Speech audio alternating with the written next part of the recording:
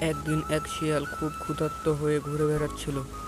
খাবারের খোঁজে খোঁজে সে এক গ্রামে এসে পড়ল। সেখানে একটা মুরগির খোয়ার দেখতে পেল। খোয়ারে অনেকগুলো মুরগি ছিল।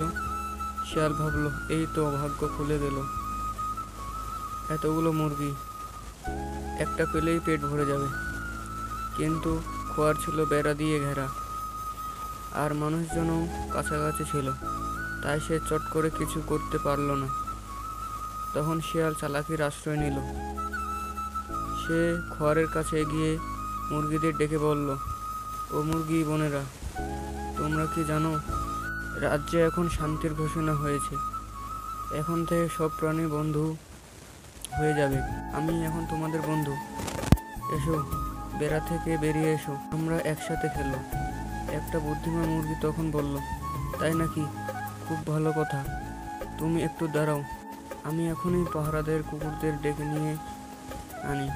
তারা আসলে সবাই মিলে একসাথে খেলতে যাব। শিয়াল এই কথা শুনে ভয় পেয়ে গেল। সে বুঝে ফেলল ধুরুন্ধুরি চালাকিতে তাকে ফাঁদে ফেলেছে। সে আর সময় না নিয়ে সেখান থেকে দৌড়ে পালালো।